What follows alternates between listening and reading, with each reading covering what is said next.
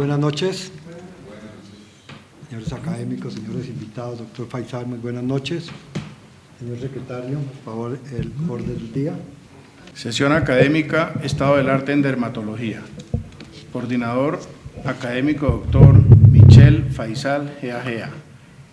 Orden del día. Primero, saludo al presidente de la corporación, académico, doctor Germán Esguerra Villamizar.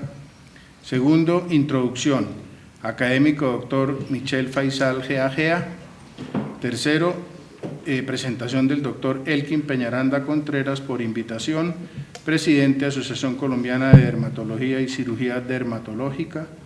Cuarto, presentación del doctor Milton Javier González Quiroga por invitación, profesor de dermatología. Quinto, copa de vino. Está leído el orden del día, señor presidente. Sí, gracias, señor secretario. Bueno, nosotros aquí en la Junta Directiva hace unos 3 años y medio, iniciamos un programa que era la revisión de un tema, Estado del Arte, denominamos ese programa, que se ha venido desarrollando periódicamente. Periódicamente invitamos a un académico como coordinador para desarrollar un tema. Esto tiene por objeto que en la academia se conozca qué está pasando, por ejemplo, en dermatología, como es el día de hoy, o qué está pasando en ginecología, o qué está pasando en oncología, o qué está pasando en los diferentes tópicos o los diferentes especialidades o subespecialidades que tiene la medicina. Nosotros, cuando se estableció este programa meramente académico, pensamos que sí era necesario y era más que importante que todos los académicos, quienes tenemos muy diferentes especialidades entre todos nosotros, conociéramos realmente el estado del arte en cada una de estas subespecialidades o especialidades clínicas o quirúrgicas que escogiéramos como tema. Se han desarrollado, yo creo que cerca de unos 8 temas en los transcurso de estos 3 años y medio, y en verdad que ha sido conferencias o simposios o revisiones o estado del arte muy positivos para todos nosotros los académicos y en muchas ocasiones para los invitados que se hacen en esa revisión. Hoy tenemos el estado del arte de la dermatología. El coordinador del programa es el doctor Michel Faisal, GAGA, de quien me voy a permitir leer la hoja de vida. Es un médico egresado de la Facultad de Medicina de la Universidad Nacional de Colombia en 1986. Es especialista en dermatología de la misma universidad en 1990, especialista en cirugía dermatológica y dermatología tropical de la Universidad de Sao Paulo, Brasil, Instituto de Medicina Manaus de Brasil en 1991. Ha realizado otros estudios como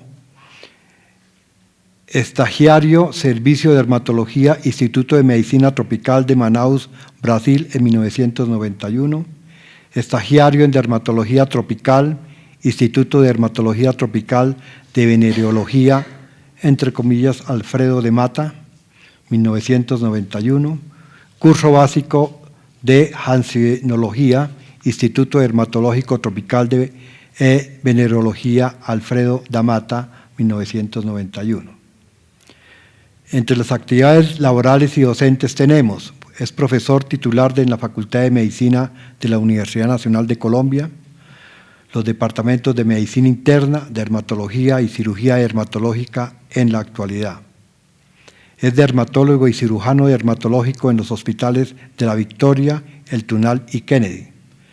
Dermatólogo y cirujano dermatológico del Hospital San Carlos y miembro del Comité Asesor de Telemedicina de la Facultad de Medicina, Universidad Nacional de Colombia. Ha sido instructor asociado, profesor asociado, director de posgrado en la Cátedra de Dermatología en la Facultad de Medicina de la Universidad Nacional de Colombia.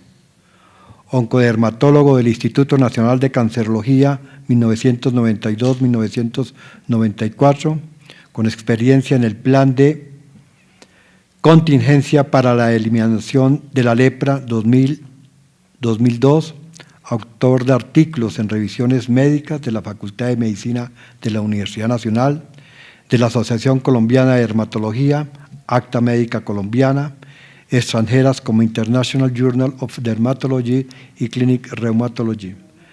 Distinciones: Premio Nacional de Dermatología Tropical 1994, otorgado por la International Society of Tropical Dermatology. Premio Excelencia en Dermatología 1994, Sociedad Bogotana de Dermatología. Distinción en Docencia Dermatológica de la Asociación Nacional de Internos y Residentes, ANIR 2000, 2001, 2002, 2003 y 2004, miembro honorario de la Asociación Colombiana de Neurología, esto es en el 2009. Publicaciones: ha publicado más de 25 artículos en revistas nacionales e internacionales, 3 libros y capítulos en libros 7.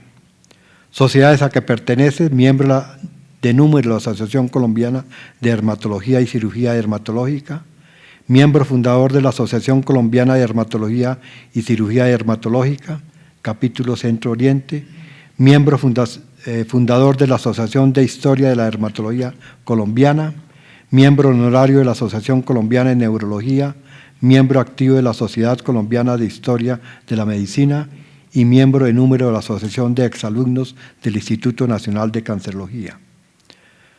Presentó como trabajo de ingreso a la Academia Nacional de Medicina la lepra. Esto fue el 20 de febrero de 2014.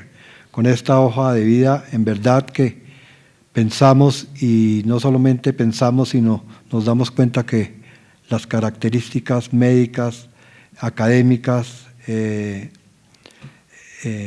publicaciones, de investigación, en fin, de diferentes trabajos que ha presentado, el doctor Faisal está supremamente superado. Y asimismo creemos que el estado del arte que hoy nos presentará acerca de la dermatología va a ser igualmente productivo e igualmente importante. Muchas gracias, doctor Faisal, por aceptar esta invitación, y muchas gracias a los invitados a que le colaborarán y le participarán en su presentación. Siga, doctor Faisal. Muy buenas noches. Señores miembros de la Academia Nacional de Medicina, doctor Germán Esguerra, su presidente, doctor Germán Gamarra, su vicepresidente, doctor David Vázquez Aguat, secretario, doctor Augusto Peñaranda, nuestro tesorero, señor decano de la Facultad de Medicina de la Universidad Nacional de Colombia, doctor Ariel Ruiz, muchas gracias. Invitados especiales, miembros de la Academia Nacional. Vamos a presentar esta actividad sobre el estado del arte en la dermatología. Puedes pasar, por favor, las luces pueden apagar un poquito mejor. Para esos fines hemos dedicado algunos temas en los cuales han habido la luz, para que, si es posible. Hemos escogido algunos temas de los cuales consideramos que son importantes en el avance y en el conocimiento de la dermatología. No se trata pues de una revisión extensa, pero sí algunos tópicos en los cuales consideramos que sí, como este, que es el vitiligo, es hemangiomas, actividad interesante sobre eso, las enfermedades ampollares de tipo autoinmune, como en el caso del pénfigo, los biológicos en el tratamiento de la psoriasis, en la dermatitis atópica, en la ictiosis también consideramos ese tema, los láseres en tratamientos de enfermedades médicas, como el vitiligo, el acné, la tiña de las uñas, y la biopsia selectiva del ganglio centinela, que marca el pronóstico de algunas entidades como el melanoma y carcinoma escamocelular, el tumor de Merkel. Y en cuanto al melanoma, tratamientos recientes que están haciendo con biológicos, terapia dirigida, como es el caso del Vemurafenib, Ipilimumab y otros anti-PDF, lo mismo que en el carcinoma vasocelular, tratamientos también dirigidos, como es con el mismo de HIP. Y algunas consideraciones sobre cirugía dermatológica, cirugía micrográfica de Mohs y dermatoscopia. Generalidades sobre este tema. El vitiligo es una enfermedad autoinmune genéticamente determinada que está caracterizada por la formación de actividad inmunológica celular contra los melanocitos, que destruyen los melanocitos de la piel, y no solamente en la piel, sino en otros órganos donde se encuentren, dando entonces unas máculas blanquecinas que pueden ser localizadas o diseminadas. El vitiligo se puede asociar con alteraciones del sistema nervioso central, dando síndromes como el síndrome de Vogt-Koyanagi-Arada o el síndrome de Alessandrini, que causa enfermedades neurológicas importantes en los pacientes. Y a su vez, por ser enfermedad autoinmune, se asocia a otras enfermedades autoinmunes como enfermedades tiroideas, básicamente hipotiroidismo, tiroiditis de Hashimoto, tiroiditis de Kerbein, enfermedades como la diabetes mellitus, acloridia gástrica por deficiencia de B12 y otras enfermedades autoinmunes que pueden ser como la artritis reumatoidea, como el lupus en esta enfermedad. Los tumores vasculares más frecuentes de la infancia son los hemangiomas. Es una tumoración que se inicia tempranamente en la vida, es más frecuente en las niñas que en los niños y sobre todo en las niñas que han sido manipuladas, bien sea con biopsias intrauterinas. De tal forma que se inicia en etapas tempranas de la vida una mácula violácea que va creciendo poco a poco hasta formar esta tumoración. Es una tumoración de origen vascular, hemangiomas, que hacen parte del grupo de las anomalías vasculares. Hay dos tipos de anomalías vasculares, que son las neoformaciones vasculares y las malformaciones vasculares. Esta hace parte de las neoformaciones vasculares que están mediadas por el GLUT1, de tal forma que el tumor está desencadenado bajo vasos sanguíneos inmaduros. Tiene tres etapas muy bien determinadas. La etapa la primera, que es el crecimiento exagerado del tumor. Después entra una etapa estacionaria, en la cual comienza a regresar poco a poco, a formarse ulceraciones de la tumoración, desencadenado este fenómeno, que es un fenómeno esperable, hasta llegar casi hasta la desaparición de la lesión. Sin embargo, algunas entidades de los hemangiomas, algunos hemangiomas, cuando comprometen estructuras importantes, bien sea a nivel ocular, que ocupa más del 50% del campo ocular, da ambliopía en los niños. O cuando ocupa la cavidad bucal o cuando ocupa a nivel nasal, puede ocurrir también obstrucciones importantes. Es por lo que el tratamiento se está haciendo actualmente con medicamentos que los vamos a presentar posteriormente. El pénfigo es una enfermedad también autoinmune desencadenada por la conformación de autoanticuerpos contra las células, contra las uniones intercelulares de las células de la epidermis y también de las membranas mucosas, causando un ampollamiento y después una desfacelación, como en el caso de este paciente que estamos observando, que es una indígena Nucac de la comunidad del Guaviare, en la cual forma exfoliación intensa. Después de las ampollas da exfoliación. Este es el pénfigo foliáceo. También vamos a tratar sobre esta entidad.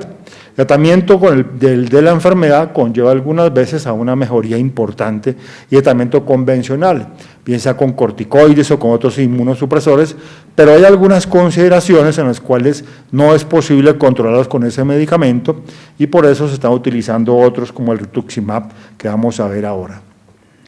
La dermatitis atópica es una enfermedad genética, también características autoinmunes, en la cual existe una conformación básicamente con aumento de la inmunoglobulina de tipo E, una respuesta de tipo TH1 y después TH2, y también hay un defecto en la formación de la filagrina a nivel de la epidermis, dando entonces una piel seca, descamativa y con una respuesta inflamatoria. La enfermedad se caracteriza por prurito, por lesiones de localización típica, como estas que son liqueinificaciones en los pliegues antecubitales, popliteos, a nivel cervical. Es una enfermedad crónica, recalcitrante, cíclica, que viene y aparece y desaparece, y tiene una tendencia de tipo familiar. Dentro de los tumores importantes que debemos considerar es el melanoma, que es un tumor, aunque infrecuente, Sí lo es muy agresivo, con una alta posibilidad de metástasis y por lo tanto de mortalidad. Esta es la forma más frecuente de melanoma en nuestro medio, en Colombia y en los países del tercer mundo, que es el melanoma acral. Y se caracteriza por lesiones que son básicamente, teniendo en cuenta el acróstico del A, B, C, D, E. Esto fue diseñado para mejorar el diagnóstico del paciente. El A significa asimetría, quiere decir que si pasamos una línea por la mitad de esta mancha, este segmento no corresponde sobre este otro. El B significa bordes irregulares, como indentados, como estos cortes que tiene. El C significa diferentes tonos de color, negro, café, blanquecino, marrón. El blanquecino habla más de la involución de la enfermedad, no involución, sino penetración del tumor, por lo tanto la formación de acromía. El D, el diámetro por encima de 6 milímetros, y el E, la evolución, el cambio que tiene esta mancha a través del tiempo. Casi todos los melanomas pueden ser tratados quirúrgicamente o médicamente, pero algunos de ellos, cuando hacen metástasis, la consideración importante es con algunos medicamentos que vamos a ver. En el campo de la cirugía dermatológica, oncológica, que es las que estamos desarrollando, se ha venido desarrollando esta, que es la cirugía micrográfica de Mohs por congelación. Este es un paciente que tiene un extenso carcinoma vasocelular a nivel del párpado, a nivel de casi la mitad de la mejilla, parte de la región nasal, en la cual se le trató con cirugía micrográfica de Mohs, que es la resección quirúrgica de los tumores malignos bajo completo control microscópico, en la cual se hace una serie de cortes horizontales que son evaluados sistemáticamente mediante la utilización del microscopio en concurso con el patólogo, pero el dermatólogo también hace concurso de tratamiento de estos pacientes, hace también el diagnóstico dentro del punto de vista histológico, hasta la erradicación completa del tumor. Esta es la erradicación de la lesión, se pudo preservar el ojo, y después la segunda parte del tratamiento viene la parte reconstructiva, que algunos dermatólogos estamos entrenados para hacerla.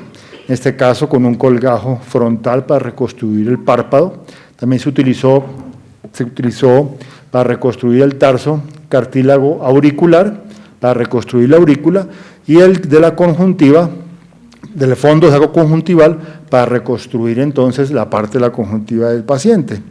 Este es el estado posterior, se reconstruyó con un colgajo frontal, que en este caso no es frontonasal, sino frontopalpebral para reconstruir el párpado, y posteriormente se le retiró el pedículo, y este es el estado ya posterior del paciente. Entonces, otro de los aspectos de la dermatología, que es la cirugía dermatológica.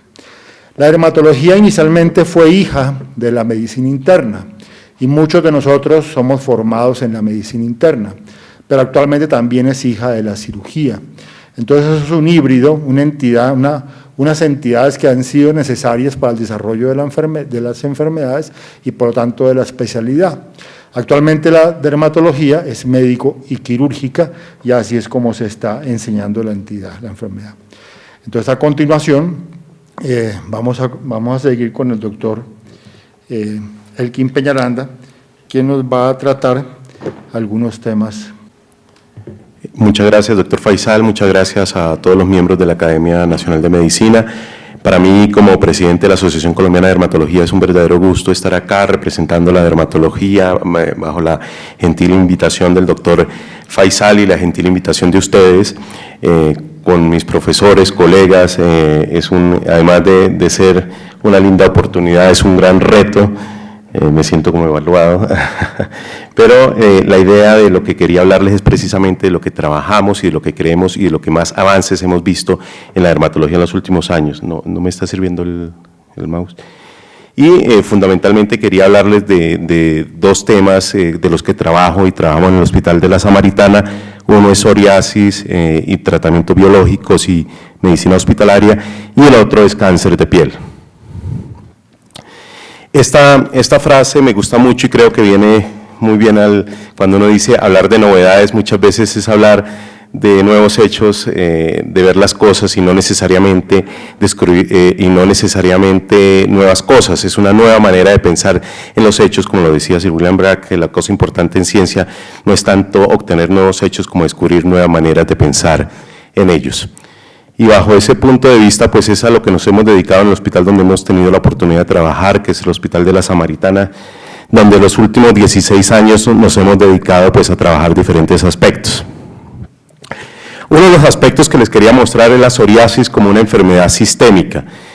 Más que tratamiento, yo sé que aquí hay cardiólogos, hay neumólogos, hay neurólogos, entonces quería mostrarles que la psoriasis dejó de ser una enfermedad de la piel y casi todos los papers nos hablan de lo que es hoy, que es una enfermedad sistémica.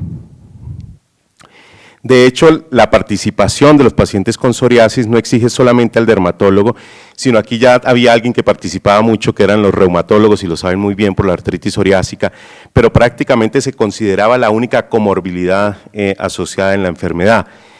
Hoy en día se sabe que tenemos comorbilidades cardiovasculares, psiquiátricas, endocrinológicas, y por eso me pareció muy interesante mostrar este aspecto, ya que estamos en un auditorio multidisciplinario. No sé si hay algún psiquiatra, pero es muy importante la comorbilidad psiquiátrica, doctor.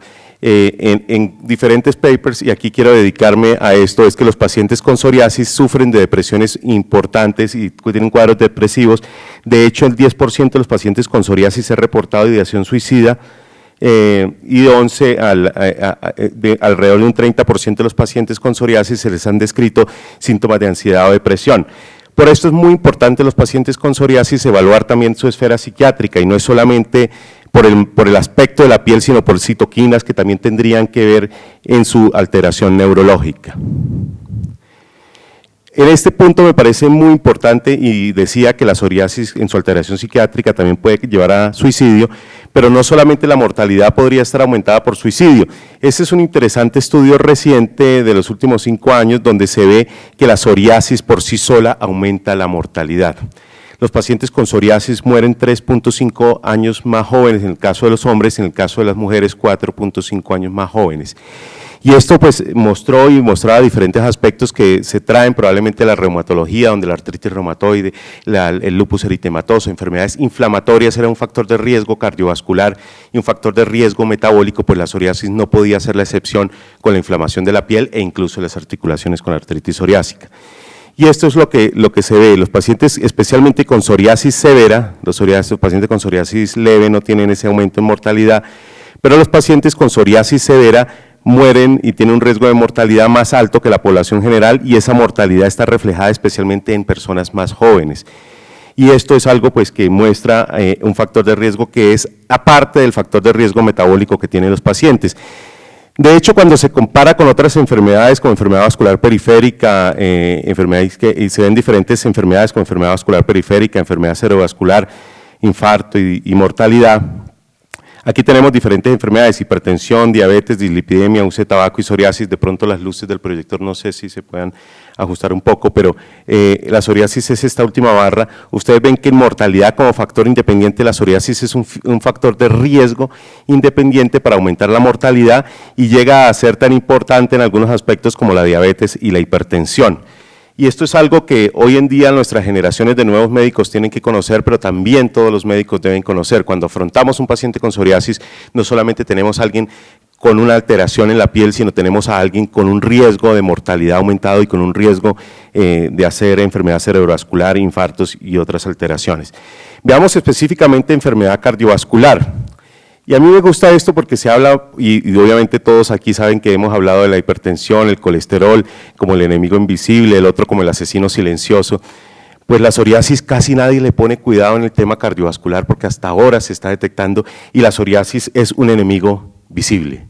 Es un enemigo visible cardiovascular que tiene factores específicos de la enfermedad y factores no específicos asociados. La inflamación por sí sola, la elevación de TNF-alfa, la elevación de interleuquina 17, la hiperhomocistinemia que tienen estos pacientes por sí mismo aumenta el riesgo de enfermedad cardiovascular. Y si a eso le sumamos que genéticamente e inflamatoriamente estos pacientes tienen riesgo de diabetes, hipertensión, dislipidemia, obesidad y estos pacientes por su misma alteración psiquiátrica son más alcohólicos y fuman cigarrillo, pues todo esto es un cóctel que aumenta los riesgos de enfermedad cardiovascular. Por eso me gusta mucho este título que le dan unos autores en esta revista de cardiología portuguesa, porque no sale en una revista de dermatología, y es considerar y llamar la atención a la comunidad médica como la psoriasis, un enemigo visible. Un enemigo visible que no solamente nos altera la piel, sino que realmente se trata de una enfermedad sistémica que compromete la piel. Miren, en cuanto al infarto agudo del miocardio, cómo la psoriasis severa comparada con la leve tiene un riesgo de infarto más temprano y muy temprano, que es independiente del síndrome metabólico, que también se va a presentar en los pacientes con psoriasis, porque esas manifestaciones de síndrome metabólico vienen después de los 50 años, o sea, estos pacientes se infartan por factores propios de la inflamación, como factor de riesgo muy importante, y ese factor de riesgo se extiende al accidente cerebrovascular, donde significativamente los pacientes con psoriasis también tienen un aumento en el riesgo de accidentes cerebrovasculares, de enfermedad cerebrovascular. Asimismo, se han descrito otros riesgos asociados a la inflamación. Estos pacientes tienen más diabetes, más hipertrigliceridemia, más hipertensión, y si lo sumamos al factor inflamatorio por sí solo, pues es un cóctel en el que tenemos que detectar y tratar oportunamente a los pacientes. Así que cuando enfocamos un paciente con psoriasis hoy en día, un dermatólogo no solamente está pensando en mejorar la piel, tiene que valorar todos los factores de riesgo cardiovascular, todos los factores de riesgo psiquiátrico, todos los factores de riesgo metabólico, y tiene que manejarlo en conjunto con las diferentes especialidades que aquí están presentes. Ese factor de riesgo se ha buscado y ha establecido cuál puede ser la causa, y bueno, este es el clásico artículo en el cual se demuestra por primera vez cómo la proteína C reactiva como un marcador de inflamación grueso, es un factor de riesgo cardiovascular en pacientes con inflamación. Pues esta proteína C está elevada en los pacientes entre más severa sea la psoriasis, es decir, entre más PASI tiene, que es nuestra escala de severidad. Y si el paciente tiene artritis psoriásica, pues seguramente está más elevada y ese riesgo se va a aumentar significativamente a largo plazo. Entonces, cuando uno piensa en terapias, tiene muchas opciones, las opciones clásicas, las opciones locales, pero especialmente en el enfoque de la psoriasis moderada, severa, ¿qué avances ha habido? El primer avance es mirar la enfermedad de otra manera, o sea, no mirarla solo como una enfermedad de la piel, sino como una enfermedad sistémica, y así manejarla adecuadamente con inmunosupresores clásicos como metotrexate, inmunosupresores clásicos como ciclosporina, inmunosupresores o no inmunosupresores como acitretina. Sin embargo, el objetivo es mejorar la piel del paciente, pero no solamente mejorar la piel del paciente para que el paciente se vea mejor, para que haya menor inflamación y así un menor riesgo de los que acabamos de expresar, es uno de los planteamientos. Lo segundo es no olvidar que nada hacemos con mejorar la piel del paciente si no enfocamos todos sus factores de riesgo cardiovasculares y los tratamos adecuadamente con las terapias adecuadas que para ellos se tenga.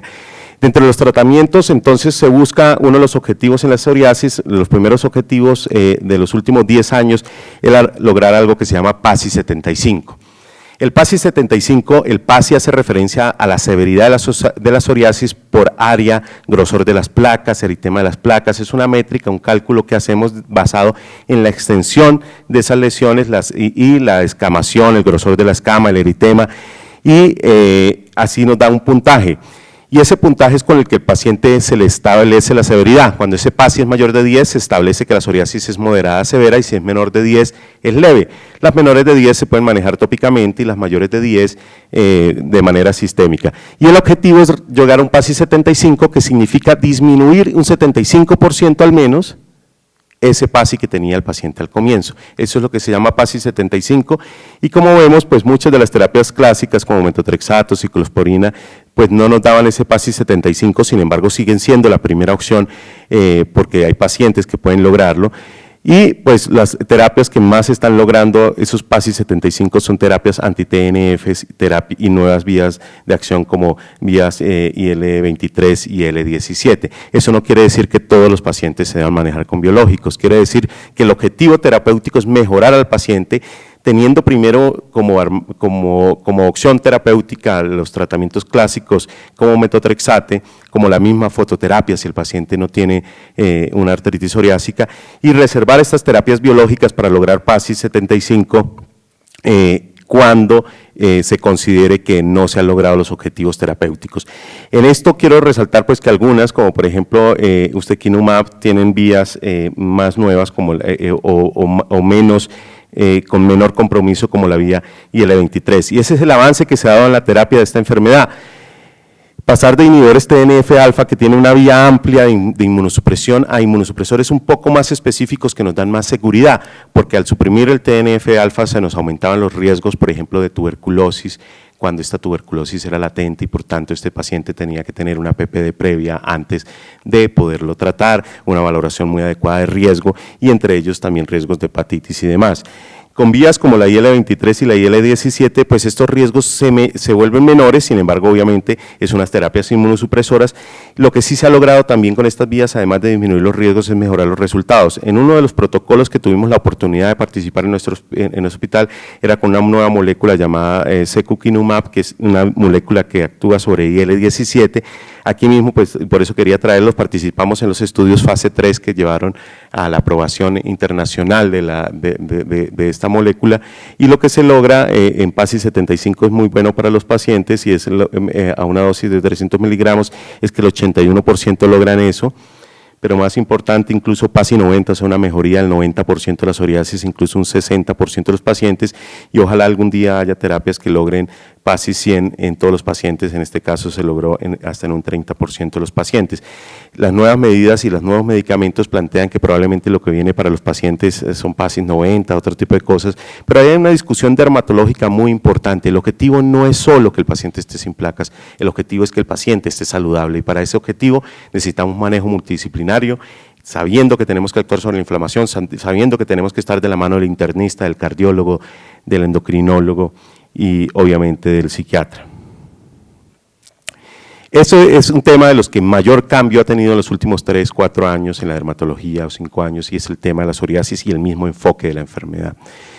Las otras enfermedades en las que ha habido un desarrollo importante y un cambio importante es en los cánceres de piel, que además es una de las áreas en las que trabajo por mi interés y por mi especialidad en dermatología oncológica.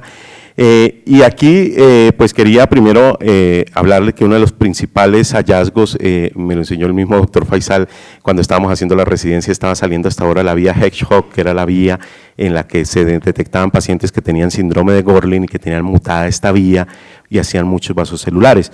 Después se ve que esta vía Hedgehog, que es la vía del erizo, y así se le llama porque la mosca drosófila, cuando es una vía primitiva, hasta la mosca drosófila la tiene, y cuando muta la mosca toma un aspecto de erizo porque tiene unos pelitos, unas áreas punzantes en su dorso, y esta vía mutada en la mosca drosófila es tan importante como en el humano mutada.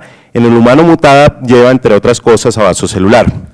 Lo importante de esta vía es que incluso fue premio Nobel de Medicina en el año 1995, los doctores ganaron el premio Nobel de Medicina porque esta vía además es muy importante en el establecimiento de la separación de los ojos, la localización de los órganos, el tamaño de los órganos. O sea, no es una sola, es una vía muy importante en la embriogénesis, pero que cuando nacemos deja de estar activa. La vía está activa solamente en la embriogénesis y en muy pocas partes una vez nacemos.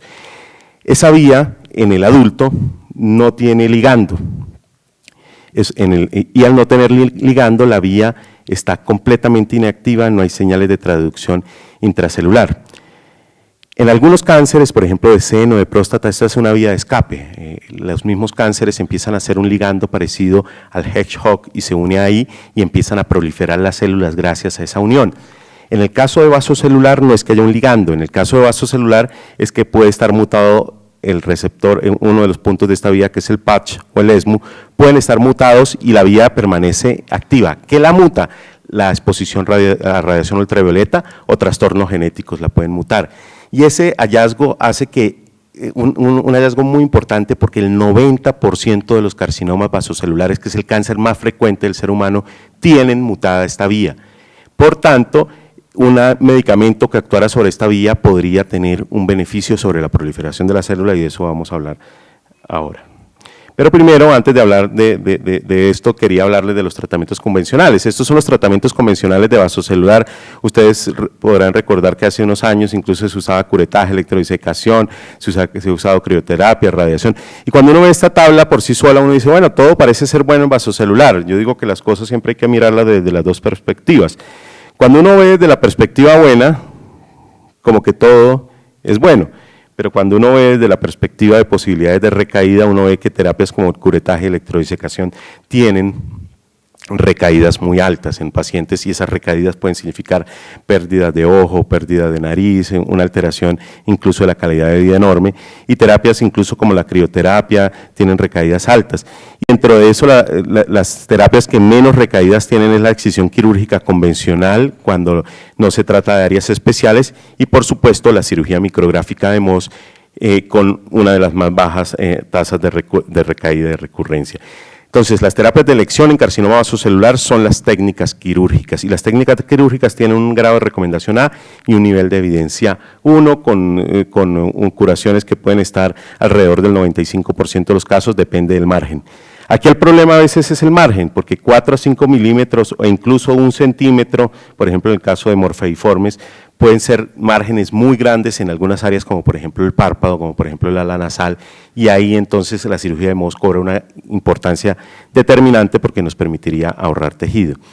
En la cirugía micrográfica de Mohs las curaciones también son muy altas e incluso se han descrito hasta del 98 al 100% para primarios y altas para los recurrentes. Pero lo mejor de la cirugía de Mohs realmente es el ahorro de tejido que nos puede dar esta cirugía micrográfica de Mohs con una recomendación A y un nivel de evidencia 1.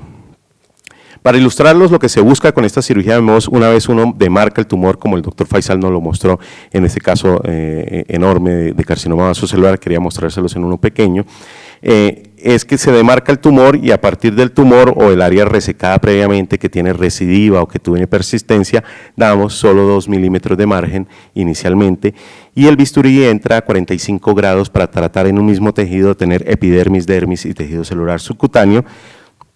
Y si el área es más amplia, pues también se procesa a la profundidad, de tal manera que se mapea, se ponen colores para saber qué parte estamos mirando. El mismo cirujano incluye estas lesiones con el patólogo o él mismo, y con el patólogo pues se examinan al microscopio. Eso hace que, por ejemplo, un defecto que hubiera podido significar el labio completo de la paciente, significa un defecto mucho menor, y como le decía el doctor Faisal, con la opción de que el mismo dermatólogo se hace cirugía reconstructiva, el mismo dermatólogo oncólogo o el cirujano dermatólogo haga la reconstrucción, o en casos más complejos puede ayudarse el manejo multidisciplinario, interdisciplinario con el cirujano plástico. O tumores tan pequeños que, por ejemplo, simplemente aquí es que el tema es que darle 1 centímetro, por más de que el tumor es pequeño, implicaría un gran sacrificio, mientras que darle un pequeño margen pues significaría casi que un cierre primario. Ahí está ilustrada pues el mapeo, después la congelación y los resultados. Así que es una técnica muy interesante que nos lleva pues a un ahorro de tejido y pues entre la hoja de vida extensa del doctor Faisal y de alta calidad, uno de los libros que se menciona ahí, se publica y que les recomiendo para empaparse un poco más de la técnica es el libro de cirugía micrográfica de Mohs, que es el único libro colombiano que ilustra la técnica, las indicaciones, las recomendaciones y la técnica en sí misma, y pues se realizó hace 2 o 3 años y está muy actualizado, y ahí están las indicaciones es un tumor con un tamaño grande, mayor, o un tumor en zonas especiales, en zona H, la zona H de la cara es la nariz, los párpados o el labio superior, variedades histológicas agresivas como los morfeas, carcinomas vasocelulares que no fueron resecados completamente, y ahí está un ejemplo claro de las grandes ventajas de la cirugía, por ejemplo, evitando el sacrificio de esto, pues totalmente del párpado gracias al Mohs. No me queda mucho tiempo, pero entonces quería mostrarles precisamente ahora qué pasa con esos carcinomas que no podemos resecar con Mohs, que no podemos resecar con cirugía convencional, y que en un hospital como el que tengo el gusto de trabajar con la Samaritana tratando campesinos son los que nos llegan en el día a día, personas con caras destruidas, con ojos destruidos que estaban para exanteración, personas que perdieron, y discúlpenme la crudeza de la imagen, pero estos son de pacientes de nosotros que uno dice, ¿cómo llega un paciente en estos estados, una mujer tan joven con un carcinoma vasocelular? Ella falleció de carcinoma vasocelular porque en ese entonces no teníamos buenas opciones para esto, pues porque las opciones quirúrgicas estaban limitadas o tumores de estos tamaños que uno dice, y a esto se le llama carcinoma vasocelular localmente avanzado, donde el manejo quirúrgico podría llevar a una gran amputación, o no está indicado o es imposible hacerlo. Ahí se empieza a estudiar, ¿se acuerda que habíamos hablado de la vía Hedgehog? Pues la posibilidad de inhibir esa vía que está activa, mutada en vaso celular, inhibiendo esto que es el ESMO, que es tratar a través de una molécula inhibir el tumor. Entonces, el Bismuth fue el primero estudiado y tuvimos la oportunidad, y quería mostrarles, de participar en el protocolo multicéntrico multinacional. Colombia, en el estudio Stevie, fue uno de los países que participó. Nuestro grupo tuvo la fortuna o la mala fortuna de incluir la mayor cantidad de pacientes de Latinoamérica. Yo creo que es una mala fortuna decir que incluimos la mayor cantidad de pacientes localmente avanzados, porque quiere decir que algo está fallando en nuestro sistema de salud. Tenemos tumores muy grandes y eso no está bien. Y en esto se probaba la molécula en un fase 3, ya se había usado en un fase 2 sobre efectividad y seguridad. La primera paciente latinoamericana fue nuestra, llega con este carcinoma vasocelular que le compromete todo el párpado, la nariz, destruye el ojo, y ella, aquí no suena muy académico, pero lo que me dice, la famosa ley de Murphy tuvo que dar en el ojo sano, y este ojo tenía un trauma previo. Y entonces el tratamiento significaba exanterarla y dejarla ciega. La paciente se negó, en ese momento tuvimos la opción de meterla a protocolo, estaba recién abierto nuestro protocolo. Este es el seguimiento sin ningún tipo de intervención quirúrgica, incluso no podíamos ni debridar ni nada, con solo el medicamento, día 28, día 57, día 150. Estos 24 meses post-tratamiento, en este momento completa 4 años post-tratamiento, sin recaída, sin ningún tipo de lesión, con una respuesta completa, obviamente un defecto enorme, pero pues una ventaja para pacientes que no tenían tratamiento. Y uno cree que eso no pasa sino una vez, pero miren, este paciente también tiene un trauma en el ojo previo, así que tratarle este vaso celular que ocupaba todo esto y que además se metía por conjuntiva a ojo, implicaba exanterarlo. Y esta es la respuesta del paciente día 120, hace una respuesta completa. 30% de los pacientes con Bismuth en nuestro estudio presentan una respuesta completa, parcial 30% y enfermedad estable un 27%, es decir, tan solo un 10% de los pacientes no responden. Algunos hacen enfermedad estable, otros respuesta parcial y un gran número respuesta completa. El problema es que 2 o 3 años después la mitad de los pacientes recaen por mutación, pero es una opción incluso en vasos celulares. Estos son totalmente operables, pero este paciente tenía unos que eran inoperables y dándole Bismuth pues presentaron una respuesta completa en morfeas y demás.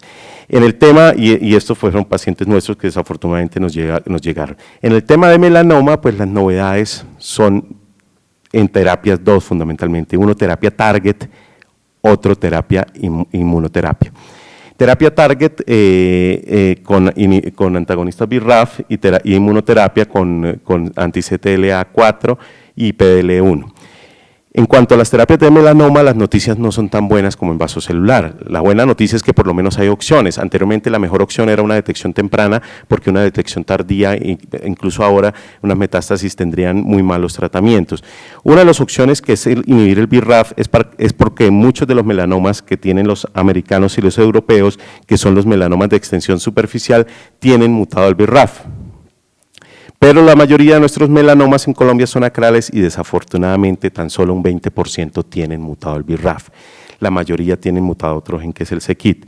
Pues aquí lo que se hace para los de extensión superficial o para los que tengan mutado el BRAF, hay que hacerles la prueba de laboratorio que tiene la mutación, es inhibir el BRAF con bemurafenib, que es un inhibidor de BRAF, y lo que se ve con bemurafenib en sobrevida libre de progresión es una respuesta significativamente superior a la única quimioterapia que teníamos disponible aprobada para melanoma, que era la carbazina. Una respuesta significativa incluso también en sobrevida global. El problema es que la respuesta no es muy larga, ustedes se dan cuenta que a los 8 meses se unen las curvas. Es decir, el paciente que responde muy bien, el problema es que la respuesta no va a durar sino de 6 a 8 meses porque vuelven a mutar. Este es un ejemplo de un paciente con múltiples metástasis de melanoma y se reserva para melanoma metastásico con una respuesta espectacular a los 4 meses, pero ya aquí empieza a ser a los 7, 8 meses una recaída importante por el mismo melanoma, pero bueno, nos da calidad de vida y opciones para los pacientes. Y la recaída se da por una nueva mutación en esa vía, y en esa vía de proliferación lo que pasa es que los pacientes se saltan el BRAF y proliferan a través de MEK. Y para esto pues existen ahora unas nuevas terapias que son inhibidores MEK, que los están combinando con Vemurafenib, y son medicamentos que todavía no tenemos en Colombia, pero que en el futuro lo que muestran es que la combinación de ese inhibidor MEK con un inhibidor BRAF es mejor que el solo inhibidor BRAF, con respuestas más adecuadas y especialmente con menor resistencia y menores efectos secundarios, menores queratocantomas, menores escamos celulares. La respuesta a la combinación es mejor y es algo que viene en la dermatología. Y esto es en cuanto a los efectos secundarios. Uno de los problemas del Vemurafenib es que así como sirve en melanoma, nos aumenta por esa vía que ese paciente nos haga queratocantomas o queratosis actínicas múltiples, así que así el oncólogo lo esté manejando, el dermatólogo debe valorar a ese paciente porque puede hacer otras lesiones cancerosas o precancerosas.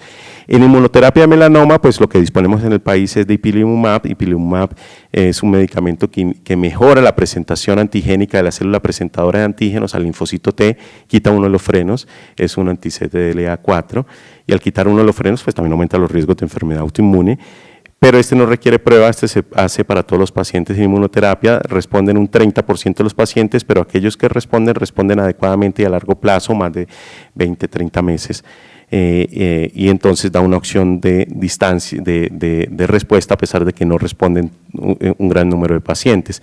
Y otras inmunoterapias, que esto ya es para la presentación antigénica, serían los anti-PD1, que también tienen una respuesta superior a la de dacarbazina, pero con los que no contamos en el país. A futuro habrá la opción de combinar en inmunoterapia estos nivolumab, que sería este inhibidor un anticuerpo anti-PD1, e ipilimumab, que es anticuerpo anti-CTLA4, mostrando que la combinación es mejor que cada una de las monoterapias. Pero el mejor avance que ha habido en melanoma, incluso en los últimos 20, 30 años, ha sido el ABCDE para la detección temprana.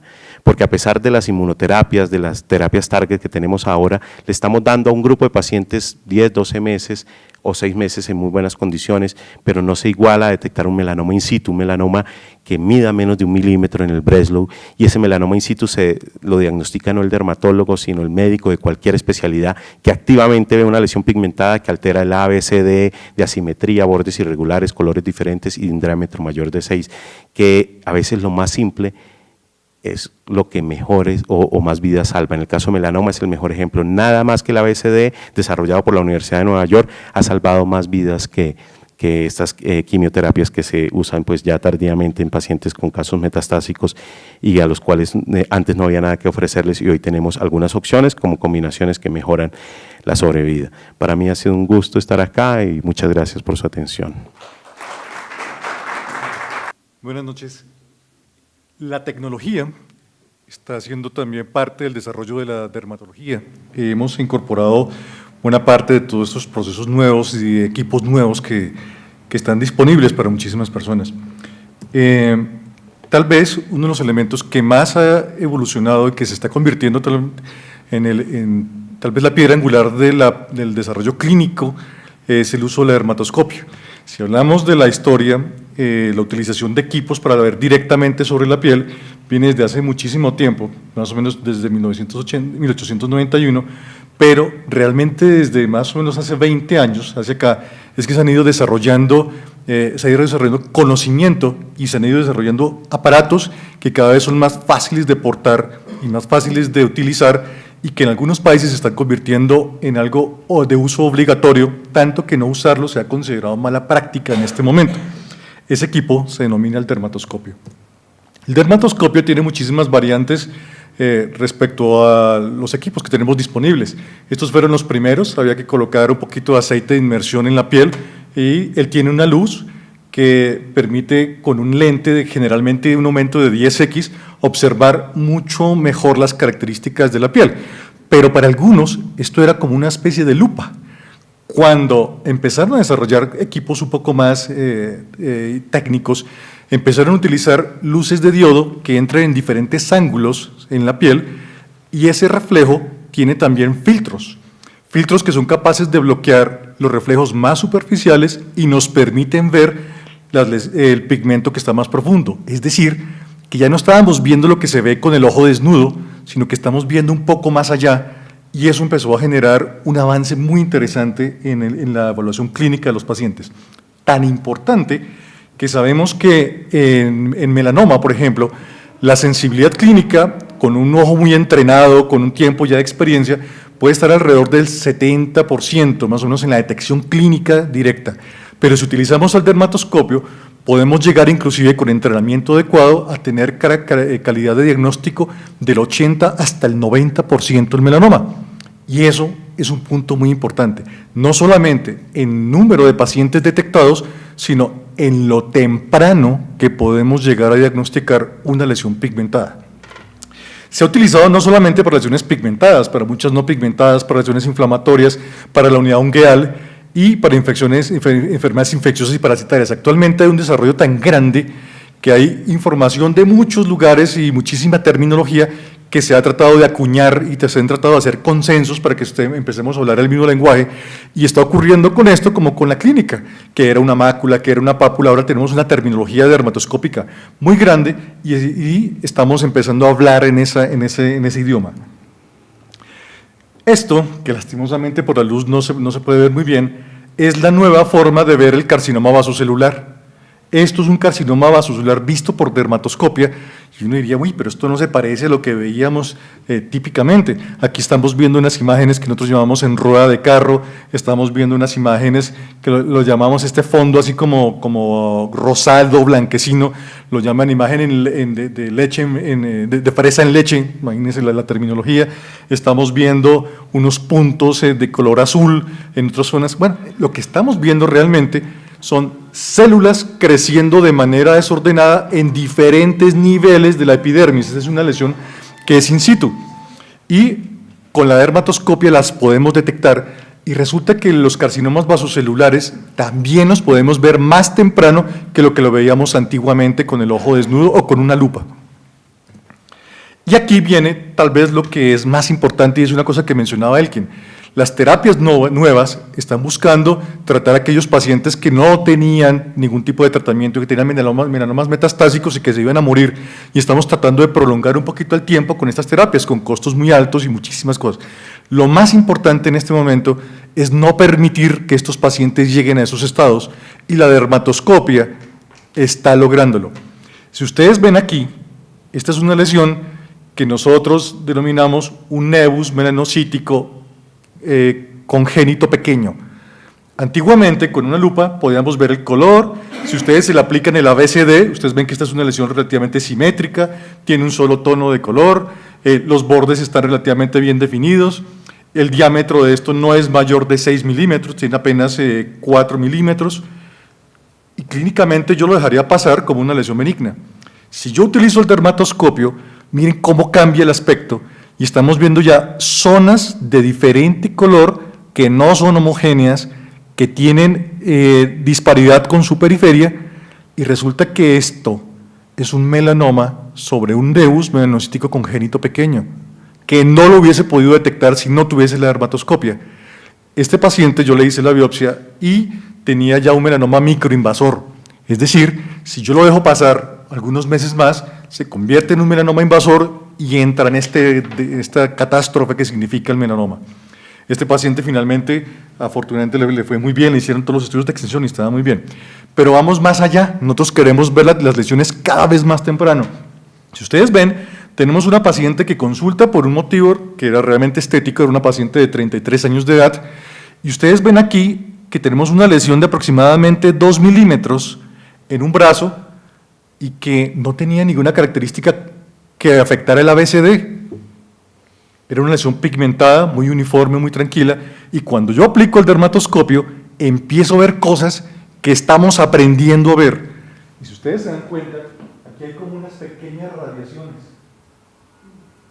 En la fotografía digamos aquí que está aquí en la pantalla se ve mucho mejor, pero son unas pequeñas radiaciones, y los dermatoscopistas nos enseñaron que las radiaciones, que llamamos pseudópodos, en estas lesiones son indicadores de melanoma temprano.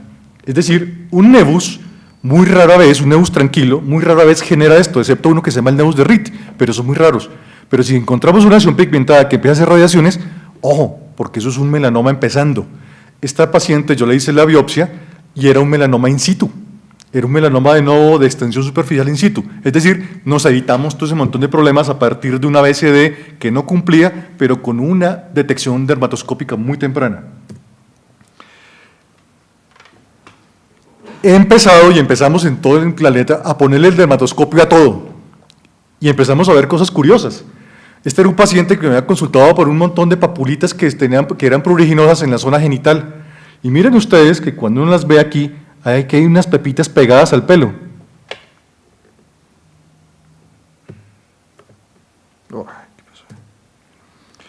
Estas son unas pepitas pegadas al pelo que son liendres. Esto es un paciente con una pediculosis púbica.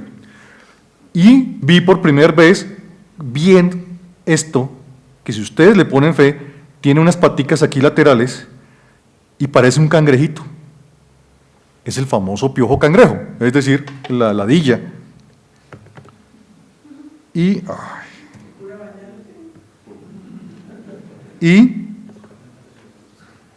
si ustedes tratan de ver aquí este movimiento, este es el peristaltismo intestinal de la ladilla.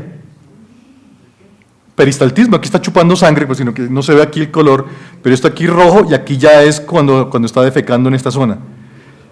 Estamos viendo muchas cosas gracias a la dermatoscopia. O sea, si estamos viendo parásitos, ectoparásitos, estamos viendo miasis, estamos viendo todo lo que se nos aparezca, lo estamos mirando con el dermatoscopio y estamos aprendiendo. Realmente la dermatoscopia es un proceso que en este momento hasta ahora está creciendo, ¿sí? En el mundo ya hay asociaciones de dermatoscopistas, se está convirtiendo en una cátedra de la formación dermatológica y esto ha llevado a un paso más allá. Cuando tenemos un paciente con un solo nevus, revisarlo con el dermatoscopio es relativamente fácil. Cuando tiene 10 nevus, tiene un poquito más de trabajo, pero no hay problema. Pero si tiene más de 100 nevus y tiene una historia familiar de un melanoma y tiene algunos de esos nevus que son muy extraños, quitar todos los nevus es imposible. Entonces se empezaron a digitalizar estas imágenes. Este es un equipo de digitalización de imagen dermatoscópica y el equipo guarda completamente esas cientos de lesiones y después en un seguimiento ese equipo nos sirve para verificar si alguna lesión cambió, cosa que clínicamente sería imposible hacerlo. Estos equipos son los equipos de dermatoscopia digital, ya existen en Colombia varios de ellos, y la indicación inicial fue el síndrome de nevus atípico melanoma, que es lo que les acabo de contar, un paciente con muchos lunares, con historia familiar de melanoma, porque ese paciente tiene un riesgo de hacer melanoma a lo largo de su vida, y la única manera de poderlo seguir es con estos escaneos dermatoscópicos. Pero empezamos a utilizarlo para otras cosas. Si tenemos un nevus y lo queremos y no tenemos la seguridad de que tenga algo malo y no necesariamente lo tenemos que quitar porque está en un sitio que estéticamente no es interesante, podemos hacer seguimiento digital en el tiempo y tranquilamente con 6 meses de seguimiento podemos ver cambios en aquellos nevus que van a hacer transformación a melanoma. Uy, qué interesante. Ya estamos quitando cada vez menos nevus por rutina y estamos volviéndonos cada vez más sensibles y más específicos en la detección temprana de estas lesiones gracias a la digitalización. Hay muchos equipos, este es uno que se llama el PhotoFinder, otro que se llama el Molemax, que es el más conocido, que en nuestro país y en Bogotá tenemos disponibles, y realmente las indicaciones son estos pacientes de seguimiento y de muchísimas lesiones. Pero la tecnología nos ha llevado a cosas más allá. Se están utilizando equipos que in vivo, es decir, sin tener que tomar una biopsia, podemos utilizar una tecnología donde se utiliza un láser que llega a la lesión y el reflejo va a ser también evaluado por un computador y podemos ver imágenes de calidad histológica con una microscopía in vivo. Podemos tener imágenes que tienen la definición de una micra en lateralidad y de profundidad hasta 3 micras, es decir, como si yo colocara un microscopio en el 40x, asimismo puedo ver yo con este equipo lesiones histológicas. Y estas son fotografías, esto es una capa córnea, aquí están algunos queratinocitos, y aquí tenemos células individuales que han sido vistas y que el sistema, el computador, les da color, algo así como si hiciéramos una hematoxilina eosina, y podemos empezar a ver in vivo lesiones. ¿Para qué se está utilizando? Para diagnóstico de lesiones pigmentadas tempranas, para el diagnóstico, por ejemplo, de carcinoma vasocelular, o para verificar márgenes de algunas lesiones para saber hasta dónde llegan y de ahí en adelante cómo se operan. Esta es la microscopía confocal, aún está en evolución porque la profundidad que logra no es muy importante en algunos casos y haría falta profundidad, pero es parte de los desarrollos de la tecnología que están haciendo aportes en dermatología. Y si utilizamos la digitalización de todas estas imágenes y se las enviamos a un experto que se encuentra en otro lugar, llegamos a lo que está creciendo cada vez más en el planeta. Yo puedo tomarle la foto a una de estas lesiones y enviárselo a un experto en Italia para que me diga, oiga, ¿este será un melanoma o no será un melanoma? Y entonces ya hay grupos que le responden a uno la información, sí, esto es un melanoma, o esto no nos parece, hágale la biopsia, no le haga la biopsia. Entonces ya el planeta se está volviendo cada vez más pequeño gracias a la tecnología y podemos también tener acceso de lugares muy remotos a especialistas, ¿sí?, a personas que nos pueden ayudar con imágenes cuando el proceso está bien realizado. Ahora bien, los láseres hacen parte de este desarrollo tecnológico utilizado en dermatología. Siempre se ha pensado, los pacientes piensan que los láseres son eventos mágicos que llegan y eliminan cualquier cosa. Y realmente hay que explicarle al paciente las indicaciones. El láser de CO2 es un láser que viene siendo utilizado hace muchísimo tiempo y se utilizaba para rejuvenecimiento facial y para manejo de cicatrices. En dermatología, el manejo de cicatrices de acné, sobre todo, era algo que tenía una utilidad muy interesante. Pero el láser continuo, es decir, pasar algo como una lija con el láser, generaba una recuperación muy larga y a veces efectos adversos como enrojecimiento muy prolongado, cercano de más o menos 6 meses, y eso realmente no era muy agradable en algunos pacientes. Desde hace un tiempo, desde hace más o menos unos 10 años para acá, se cambió la idea de hacer un láser continuo y ahora se fracciona. Y es una de las cosas que les quiero contar. ¿Qué es fraccionar un láser? En lugar de enviar un haz continuo, el haz se parte como en una rejilla y entra, genera un daño controlado, pero deja una zona lateral sana para que repare lo que causó el haz controlado. Así es como se ve en un paciente que se le acaba de hacer un láser de CO2 fraccionado. ¿Qué generó en los pacientes? Primero, recuperación más rápida. Segundo, se disminuyeron los riesgos de eritema prolongado. Tercero, mucho mejor tolerado, esto se puede hacer inclusive con algunos anestésicos tópicos. Y tercero, muchos más pacientes están accediendo al tratamiento de cicatrices, como las cicatrices de acné o las cicatrices posoperatorias, después de resecciones tumorales, a procedimientos que les pueden mejorar su aspecto. Entonces, utilización de tecnología en nuestro medio. Este es un caso. Lo mismo, lástima no se ve, pero son lesiones muy cribiformes y aquí se mejora el aspecto final de la cicatriz. La luz pulsada hace parte también de los avances que se han tenido, procedimientos como depilación, procedimientos como manejos médicos, pero hace un tiempo se empezaron a utilizar no solamente en estética, sino en medicina. Resulta que ahora uno de los pilares del manejo de la rosácea es el uso de luces, porque tenemos vasos sanguíneos dilatados a los cuales les podemos disparar una luz, cerramos ese vaso sanguíneo y empezamos a disminuir los fenómenos de extravasación de proteínas que ocurrían en estos vasos sanguíneos y tenemos pacientes con rosácea que ya los podemos ver casi normales, con manejo médico muy tranquilo, pegándole tecnologías, es decir, utilización de tecnología en enfermedad, no solamente en estética. Y ahí quería traerles esta idea final, y es la utilización de sustancias que clásicamente se creen que son solamente para estética, pero que nosotros hemos estado utilizando también en enfermedades. Esta es una paciente con una parálisis facial periférica, miren, con una atrofia aquí del labio, y asimetría en la contracción muscular, donde utilizamos toxina botulínica y utilizamos ácido hialurónico con un objetivo mixto, médico, estético.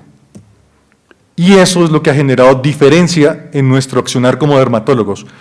Nosotros no somos esteticistas puros, somos médicos con conocimientos que podemos aplicar las técnicas en estética en enfermedades. Y esta es una paciente que después de hacerle el procedimiento, miren, ustedes se acuerdan la boca como era de asimétrica, lo mismo, la toxina botulínica nos generó simetría en muchas zonas, conociendo anatomía, conociendo fisiología, podemos mejorarla, y esta era la fotografía inicial, y esto es lo que se le hace a la paciente y genera este resultado.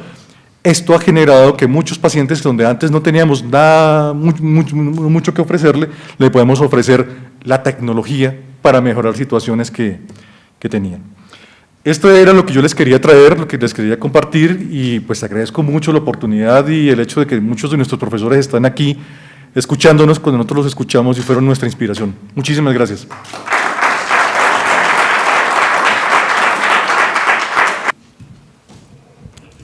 Muy bien, doctor Faisal, formidable su presentación. Creo que tenemos tiempo suficiente para algunas preguntas, entonces damos pie a las preguntas. Sí, doctor. Muy agradecido y felicitaciones por la presentación a todos los ponentes. Del mayor interés, doctor Faisal, es que me nació un recuerdo de un paciente cuando habló del vitiligo y posteriormente cuando hablaron del melanoma maligno. Tuve un paciente, era algo así como el año 86, con un melanoma maligno de la conjuntiva, cuya característica diferencial es que con un escobillón encontramos que desprende pigmento, cosa que creo que no ocurre en piel, pero en la conjuntiva sí. Lo operé varias veces y crecía a una velocidad increíble. Era un hombre como de unos 50 años, conductor de automóvil de una familia de Bogotá, y posteriormente hizo una siembra al cuello y alguien le propuso un vaciamiento de cuello que él no aceptó y el doctor Nathan Eidelman le hizo la resección. Hay el estudio anatomopatológico. X tiempo después comenzaron a aparecerle unas manchas blanquecinas en las manos, hizo un vitiligo y el vitiligo lo curó del melanoma maligno. Es un hombre que vive todavía. Estamos en el año 2016, este era el año 86. Existe el estudio completo y entiendo que hay una especie de competición inmunológica entre el vitiligo y el melanoma. No sé si ustedes han tenido casos similares en este aspecto. Sí, doctor. Precisamente eso inspiró incluso temas como la inmunoterapia. Era cómo hacemos que ese linfocito sea presentado. El melanoma tiene una característica, expresa antígenos en la superficie. El problema es que hay muchos frenos inmunológicos que hacen que la célula presentadora de antígenos no se lo muestren al linfocito, o hay un freno también con el PD-1 cuando el linfocito va a atacar al melanoma. De hecho, cuando uno hace estos medicamentos como ipilimumab o medicamentos anti-PD-1, uno de los efectos secundarios es vitiligo, porque los linfocitos van detrás del melanocito. ¿Qué se puede saber de vitiligo? Hay una buena noticia y una mala noticia. La buena noticia en vitiligo y melanoma, cuando el paciente no ha recibido inmunoterapia, es que si tiene un vitiligo tardío en un paciente que venía controlado, una posibilidad es que esté haciendo una metástasis porque expresó antígenos y tendríamos que buscar esa posibilidad. La buena noticia es que en algunas series, no hay un estudio controlado grande, se muestra que esos pacientes podrían tener mejor pronóstico o un melanoma con un comportamiento más lento a lo largo de los años. El melanoma tiene una característica, es que puede durar dormido 10 años, 15 años, e incluso hay casos de metástasis 15, 20 años después. Entonces, un melanoma avanzado nunca puede decirle al paciente está curado, le puede decir está controlado a largo plazo, pero tiene que mantener la vigilancia, y eso es lo bueno y lo malo del vitiligo, pero también lo bueno de eso fue que inspiró la posibilidad de hacer terapias como las inmunoterapias de las que estamos hablando. Obviamente entre lo que se llaman médicos estéticos y cirujanos plásticos. Previamente la pelea era entre plásticos y dermatólogos por los aspectos que tocan con el, entre comillas, intrusismo. No puede haber intrusismo cuando hay científicos dermatólogos y científicos cirujanos plásticos, pero con los esteticistas o con los mal llamados médicos esteticistas sí hay un problema con las dos especialidades.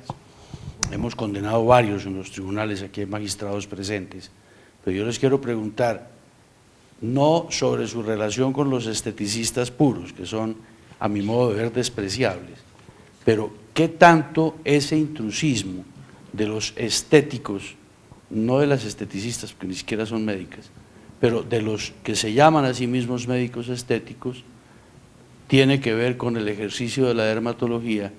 Y segundo, ¿qué tanto ese intrusismo afecta a los pacientes para retardar un diagnóstico por efecto de esos procedimientos estéticos que no son científicos y ciertamente no son médicos? Esto es un problema en evolución, porque nosotros cuando empezamos a hacer nuestro entrenamiento quirúrgico, empezaron a considerar que estábamos haciendo intrusión en otro campo. hicimos el desarrollo como se debía hacer, las escuelas ya tienen parte del proceso y ya hace parte de nuestro programa. Entonces dijimos, sabemos hasta dónde llegar y cómo trabajar en equipo con otros.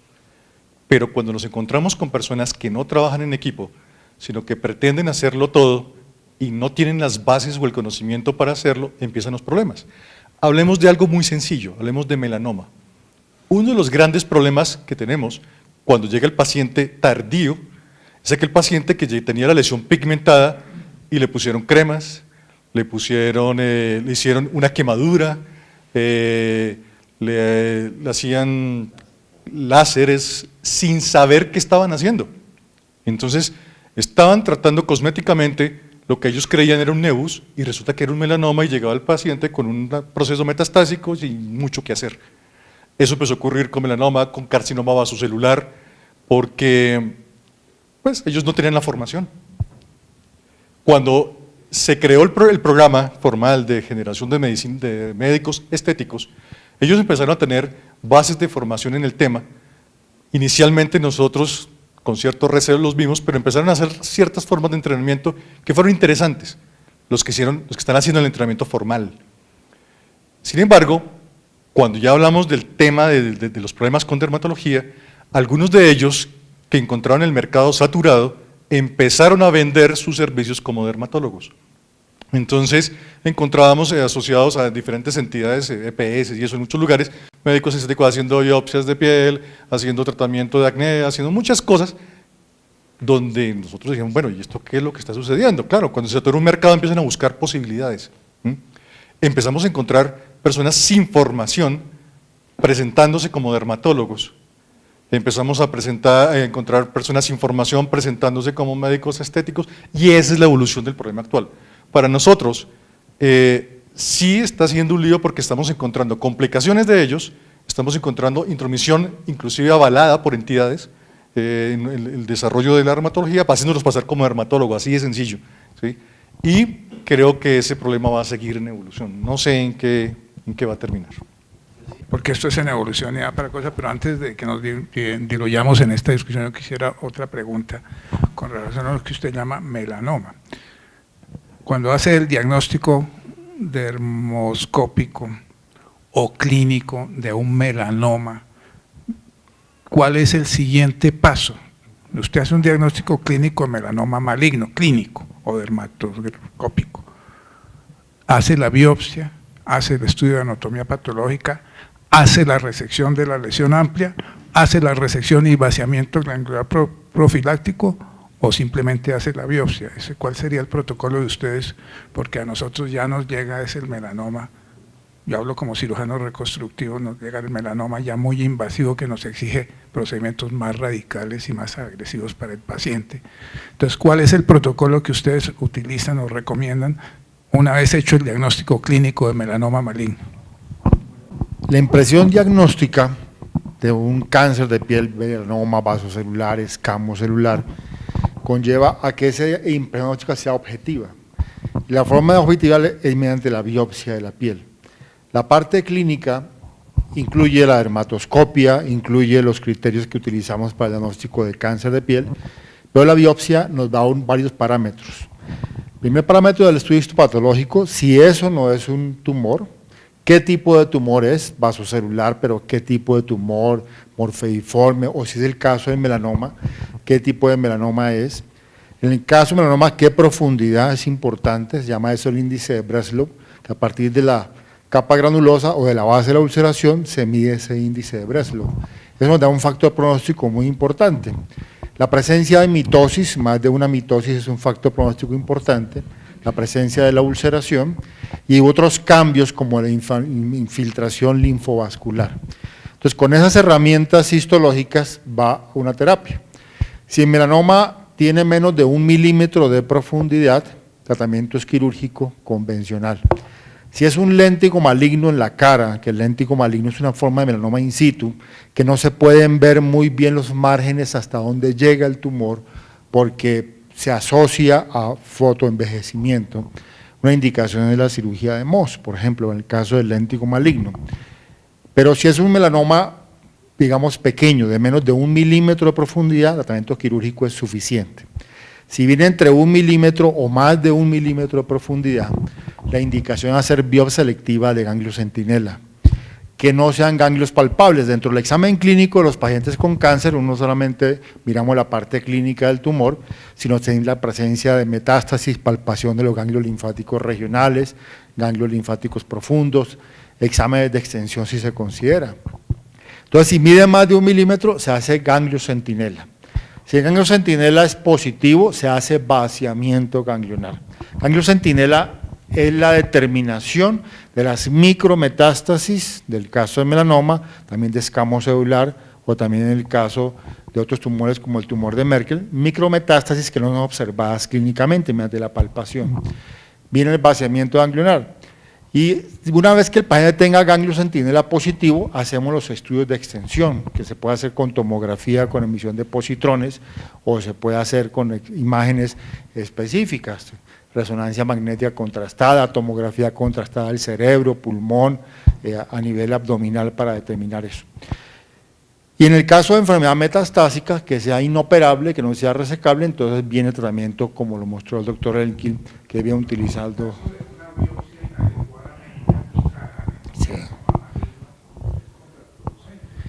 Sí, es cierto, ¿no? Digamos, si el tumor es pequeño, se puede resecar completamente y se hace el examen histológico.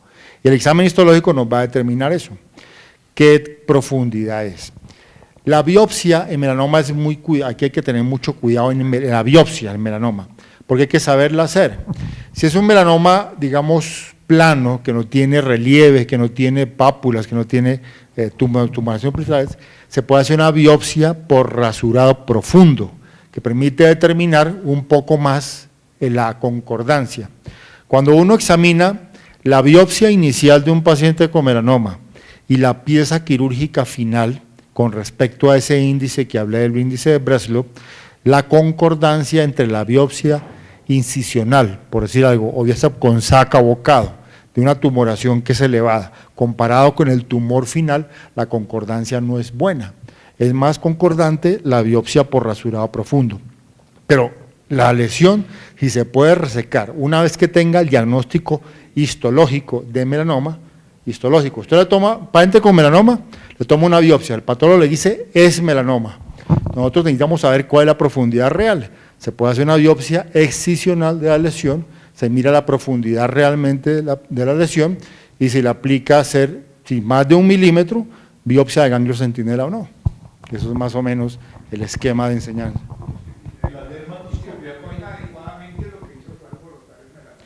Bueno, eso es otra cosa. Antes se pensaba que si se tocaba el melanoma, se rompían todos los fenómenos, todos los frenos inmunológicos del melanoma, todos los factores que hacían reprimir, y era un factor de diseminación. Eso es un concepto que antes se miraba. Lo que pasa es que lo que se debe hacer es que una vez se tenga el diagnóstico de melanoma, clínico, tiene que hacer confirmación histológica, pero una vez que tenga el diagnóstico de melanoma clínico histológico, el paciente tiene que ser intervenido rápidamente. Pero en Colombia, una vez que se haga el diagnóstico de cáncer y el paciente va a tratamiento del cáncer, en cáncer de seno se demora 6 a 8 meses en las EPS en Colombia. En cáncer de piel lo que estamos viendo es más o menos lo mismo.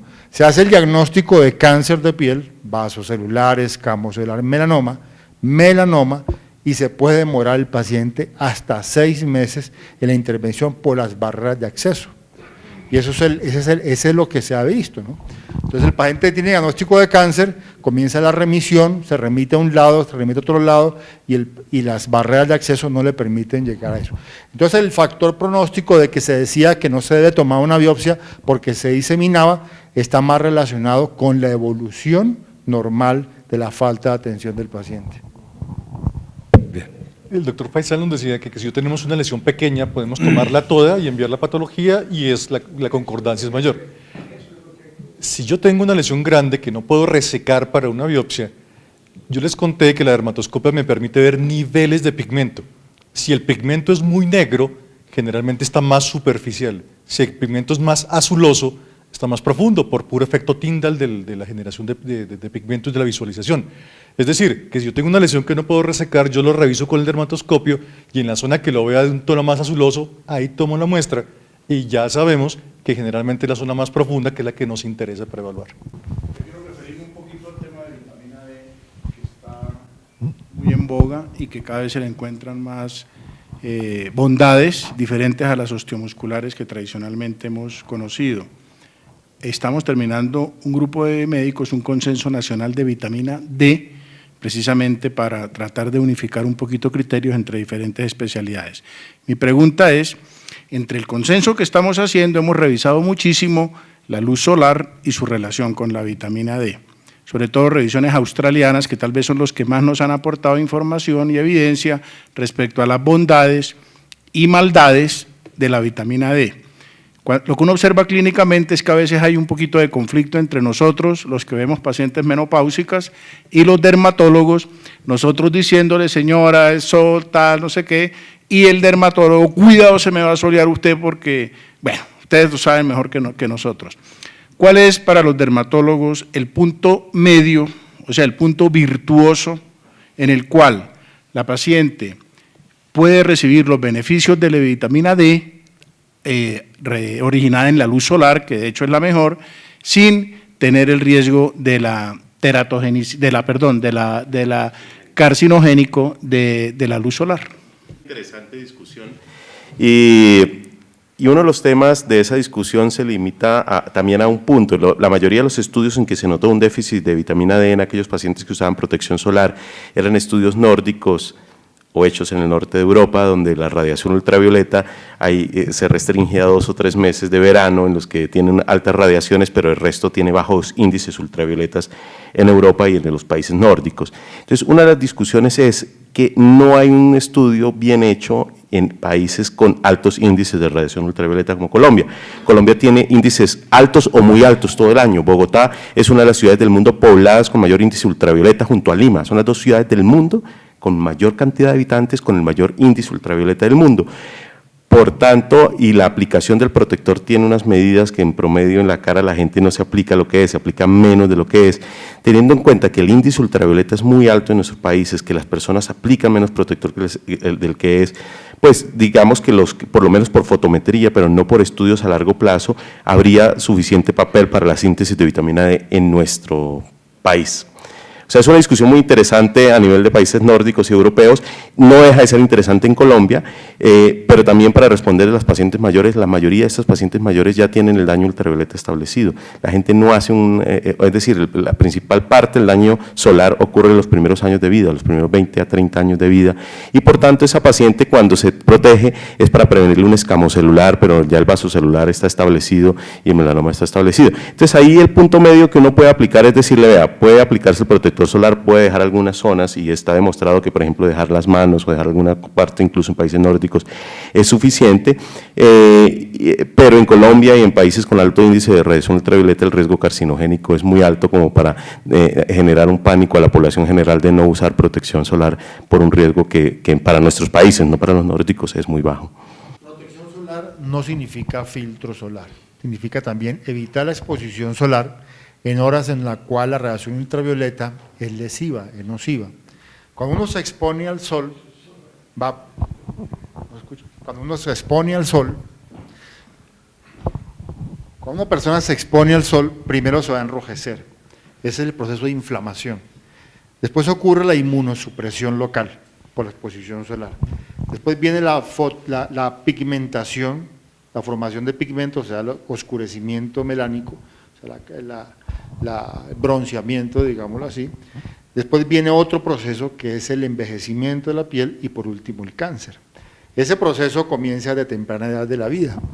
El cáncer comienza a incubarse generalmente en las etapas tempranas de la vida, las etapas de los 14, 15 años, alrededor de los 10 años de edad. Entonces, esa exposición crónica durante mucho tiempo, iniciada precozmente, está más relacionada con el melanoma, con el carcinoma vasocelular y carcinoma escamocelular. Entonces, la exposición tempranamente en la vida. Entonces, una persona que ha tenido cáncer, 40, 50, el pico en Colombia, en el mundo es los 60 años de edad. empieza a los 40, pero el pico en los 60 años de edad, ya ha tenido una exposición crónica a la radiación ultravioleta que le ha provocado el cáncer. Entonces, la protección en ese momento tal vez no tiene ninguna importancia, porque ya está incubado y el paciente va a seguir desarrollando. El otro aspecto, que es la vitamina D, o la síntesis de la vitamina D que se activa a través de la exposición ultravioleta, la 1.25 hidroxivitamina D, conlleva entonces a tener otro aspecto importante. Sin embargo, en muchos de los alimentos que vienen ahora, las leches, las vitaminas, las vienen fortificadas ya con vitamina D. Entonces, de pronto, la exposición al sol a una persona solamente para ese motivo, con todo respeto, no tiene mayor importancia, porque ya muchos de los alimentos vienen fortificados con vitamina D. Entonces, también es otro aspecto. Si una persona tiene cáncer, tiene queratosis actínica, que es el carcinoma in situ. Entonces, pedirle que se siga exponiendo al sol conlleva que se desarrolle más cáncer en esas personas. O sea, el daño del sol viene en esas condiciones. Entonces, la protección está dada no solamente en que use el filtro solar, sino que se proteja del sol de las 10 de la mañana hasta las 4 de la tarde. Y una buena protección es el uso de la sombrilla, por ejemplo, el sombrero, irse por lugares sombreados. Ahí yo quería hacer una observación, incluso como Asociación Colombiana de Dermatología, una de las cosas que recibimos quejas diariamente, no diariamente, pero sí varias al mes, es de colegios en Bogotá, donde se castiga a los niños poniéndolos en el patio, y los colegios que no tienen sombra, o que no les dejan a los niños llevar la protección física, una cachucha, y son reglamentos de los colegios, y yo sé que muchos de ustedes han visto en sus familiares eso mismo. Entonces, y lo que acabamos de decir es que el principal daño ocurre en los primeros años de vida. Yo creo que es momento de hacer la gente no lo sospecha, y hay que concientizar a los rectores de colegio, hay que concientizar a los colegios que tengan áreas de sombra, que dejen a los niños, así sean con unas cachuchas institucionales del colegio, lo que sea, la protección física, y que la protección más importante en realidad es en los primeros años de vida. Doctor Faisal, una pregunta. ¿Qué podríamos decir acerca de la cirugía de Mohs, si se está usando o no de ella actualmente? Y segundo, si hay algunos parámetros o algunas indicaciones o bajo qué criterios debe o no realizarse una cirugía de Mohs en cáncer de piel.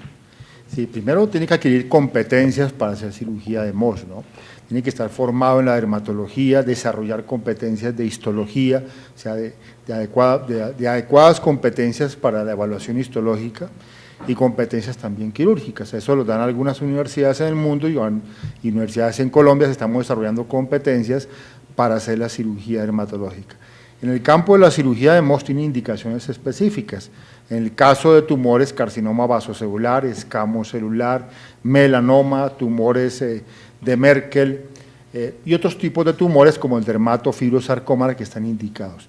En el caso del carcinoma vasocelulares son aquellos tumores mayores de 6 milímetros en el párpado o mayores de 1 centímetro en el resto del cuerpo, pero eso realmente es discutible. Aquellos localizados en zonas de alto riesgo, o en zonas donde hay mayor posibilidades, como la zona de la máscara. Máscara es que si uno se pone la máscara en la cara, lo que queda por fuera de esa máscara es lo que sería de alto riesgo, o sea, párpados, nariz, la boca, las orejas, el cuero cabelludo y otras áreas como los genitales o palmas o plantas, es por localización. Lo otro es por la presencia de recurrencia. Un paciente que ha sido intervenido quirúrgicamente antes o ha hecho otro tipo de tratamiento y recurre, es otra indicación para hacerle cirugía de Mohs. Pacientes con parámetros histológicos, aquellos vasocelulares que sean morfeiformes, infiltrativos, metaatípicos, tumores que obtienen una variedad histológica que los hacen mucho más agresivos porque tienden a recurrir más frecuentemente. Aquellos que tienen infiltración perineural. Los tumores que infiltran el perineurio tienen más posibilidades de diseminación al sistema nervioso central, porque el perineurio está conectado con la meninges, con el espacio subaracnoideo, y hace entonces diseminación al sistema nervioso central. Entonces son esos parámetros y otros más, así para resumirlos, resumidamente, de qué son las indicaciones para hacer cirugía de Mohs. Entonces está indicado en algunas situaciones en las cuales se pueden emplear. pero realmente, doctor Esguerra, en Colombia, no en todo el mundo, no en todo Colombia se hace cirugía de Mohs. En Bogotá no en todas partes se hace la cirugía de Mohs. Entonces es una temática importante, pero es actualmente una de las mejores opciones o la mejor opción para el tratamiento adecuado del cáncer agresivo, vasocelulares, campo celular o en algunas condiciones de melanoma, como es el léntigo maligno, en la cual no se puede precisar adecuadamente. Lo otro importante de la cirugía de Mohs, no solamente que sea completamente resecable el tumor, que sea lo más preciso en la resección, porque uno va histológicamente evaluando, más allá del ojo clínico. Histológicamente se va evaluando capa por capa, espacio por espacio, hasta que podamos tener por lo menos una visualización de casi el 100% de los márgenes quirúrgicos, tanto en la parte lateral como en la parte profunda. Y el otro aspecto es evitar hacer sacrificio innecesario de tejidos perilesionales sanos. Antes se decía que para hacer la resección de melanoma eran de 3 centímetros de márgenes. Ahora los márgenes se han bajado a casi entre 1 y 2 milímetros, 1 y 2 centímetros o 0,5 centímetros para algunas situaciones. Entonces el ahorro de tejido perilesional, o sea, no sacrificar tejidos que son clínicamente e histológicamente no comprometidos por el tumor. Entonces resecar completamente el cáncer, lo más cercano a la resección, y evitar el sacrificio de tejidos perilesionales sanos. Esos son los tópicos importantes en la cirugía oncológica, en este caso de la piel. Sí, académica. Señor presidente, solamente recordando que nuestra academia es consultora y asesora del Gobierno Nacional, me parece que después de este importante evento debería hacerse recomendación al Gobierno Nacional, a los ministros de Educación y de Salud, de la protección a los niños de los colegios. Me parece que es una cosa que no les va a costar más, y que les va a proteger, y que es terrible que sigan los niños en la mitad de los patios recibiendo sol sin posibilidad de una cachucha, por ejemplo, que puede ser institucional del propio colegio. Entonces me parece que vale la pena que se les dé una recomendación. ¿Cómo no? Entonces haremos la observación. Gracias, doctor.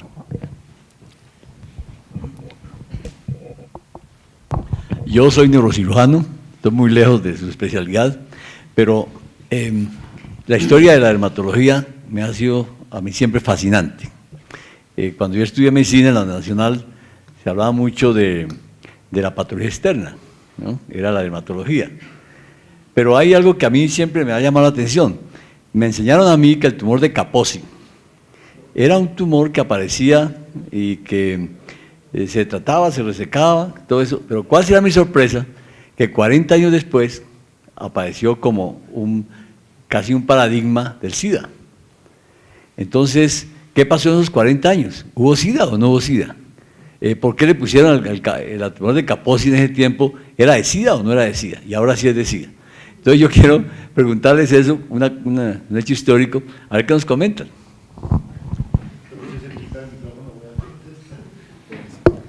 El sarcoma de Kaposi, que fue descrito por Maurice Kaposi a finales de 1800, hacía relación entonces a un tumor que se origina a nivel de los vasos sanguíneos linfáticos.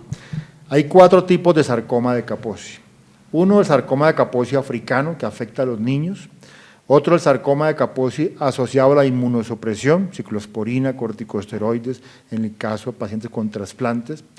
El otro caso, el sarcoma de Kaposi mediterráneo o clásico, que se ve más que todo en países mediterráneos, que también aquí en Colombia, que es más del paciente mayor. Y el otro, el sarcoma de Kaposi asociado al SIDA, el VIH-SIDA. Todos son originados, inducidos por el virus herpes tipo 8. Induce entonces el sarcoma de Kaposi. Entonces hay varios tipos de sarcoma de Kaposi. Uno de ellos es asociado al SIDA, por eso en los pacientes inmunosuprimidos con déficit de linfocitos de tipo CD4, de una respuesta de tipo celular, el virus herpes virus 8, que uno lo adquiere desde etapas tempranas de la vida, se mantiene en latencia, inhibido por las células CD8 y a nivel de los ganglios de la raíz dorsal o a nivel de los ganglios del trigémino, se mantienen inhibidos a través de esas células Después, cuando viene la inmunosupresión por el SIDA, entonces se reactiva ese virus y provoca posiblemente el sarcoma de Kaposi asociado al SIDA. Pero es una de las formas. Sí, además con respecto a esto son dos enfermedades, o si son una misma enfermedad, son de todas formas una evolución supremamente diferente. Digamos, aquel paciente con SIDA y desarrolla con una gran facilidad este tumor que es supremamente maligno, ataca especialmente mucosas y requiere absolutamente quimioterapia y radioterapia en una forma, digamos, muy rápida. Las posibilidades de tratamiento van a depender del tratamiento que se le haga hacia el SIDA. Entonces va a mejorar paralelamente, además del tratamiento oncológico que se le haga con respecto a su desarrollo. El sarcoma de Kaposi endémico es una enfermedad absolutamente crónica, que muy rara vez afecta las vísceras, realmente afecta la piel. Y ve uno las lesiones violáceas que están en un miembro superior, un miembro inferior especialmente, y son susceptibles de tratamiento con radioterapia. Este sarcoma de Kaposi endémico o clásico muy rara vez se hace visceral. Es muy difícil encontrar que haya un compromiso metastásico a nivel de hígado, a nivel de pulmón o a nivel de algún otro sitio, como sí sucede con el sarcoma de Kaposi asociado al SIDA o al VIH. Sí, siendo enfermedades de golpe histológicamente similares, su comportamiento clínico y su terapia y sus resultados son absolutamente diferentes. ¿Alguna otra pregunta? Doctor Sotomayor.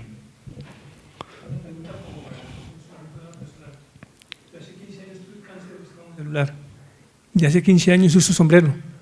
Hace poquito me encontraron que tenía déficit de vitamina D. Ahí está el equilibrio.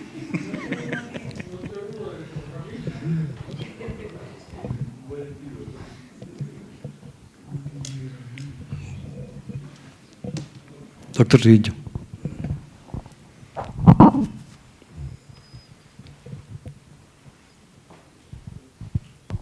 Muy amable. Primero, magistral la presentación, excelente, absolutamente fantástica. Yo soy otorrinolaringólogo y soy cirujano maxilofacial. Atiendo pacientes de cáncer. Y he visto lo siguiente. Uno, o la pregunta que les voy a hacer, ¿qué relación puede tener el carcinoma escamocelular de encía, de lengua, de faringe? Siempre me he hecho esa pregunta con la misma exposición a los rayos ultravioleta. Y segundo, ¿por qué este carcinoma que nosotros manejamos interno, digamos así, escamocelular, es mucho más agresivo que el carcinoma que aparece en piel, en cara? Gracias.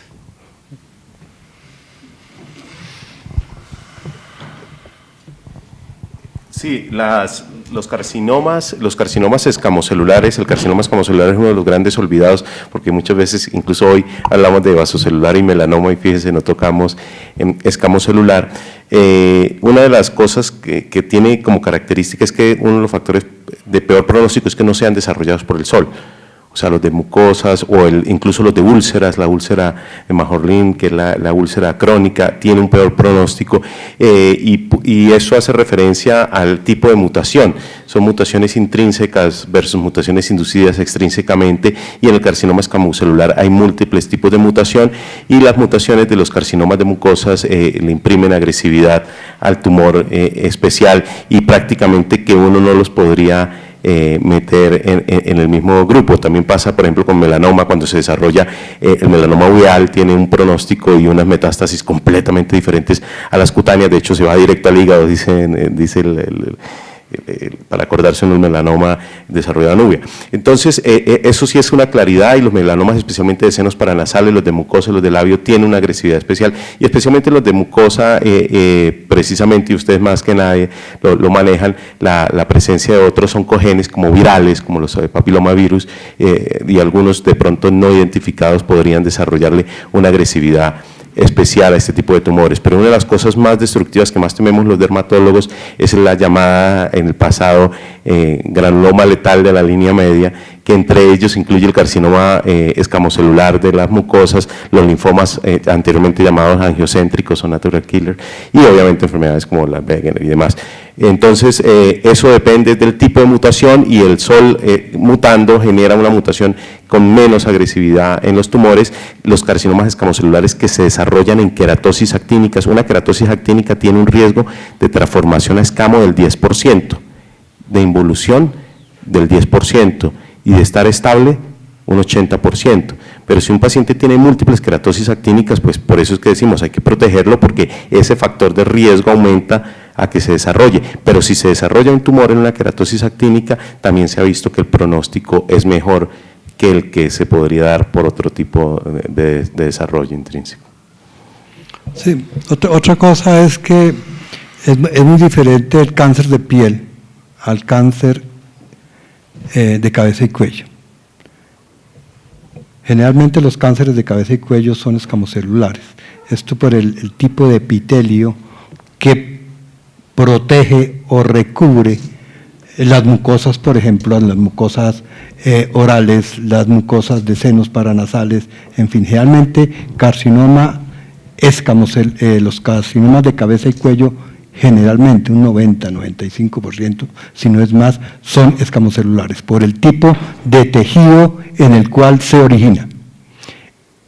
Esto no responde o no son debidos a, digamos, al estímulo solar, pero sí son debidos muchas veces a otros estímulos que pueden dar la transformación neoplásica de estas células.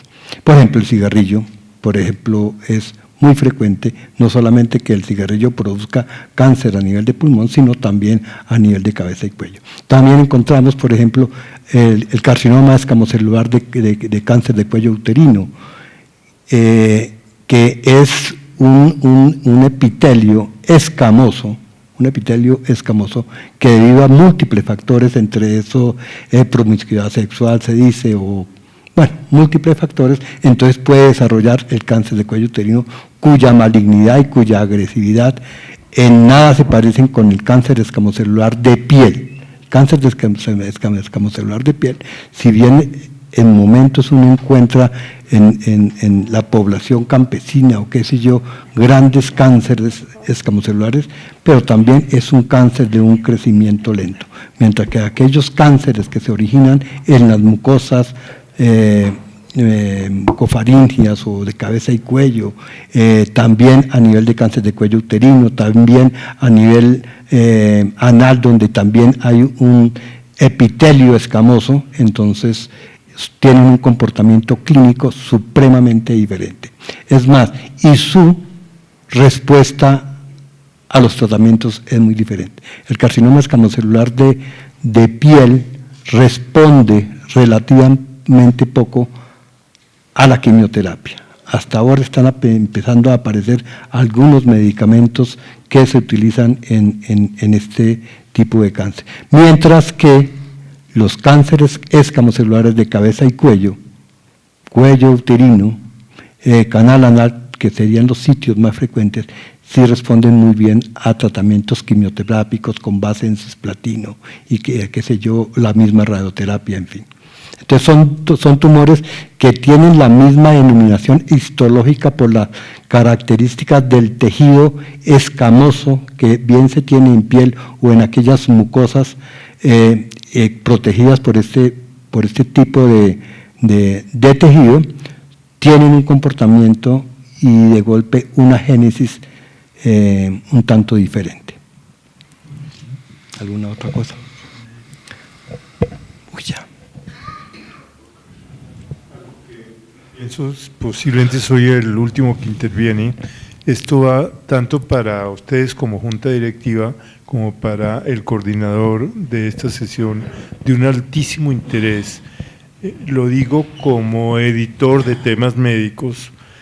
Ustedes, señor presidente, tienen en su poder el temas médicos 19, donde hay una serie en un capítulo de las presentaciones de hace 3 años en el estado del arte.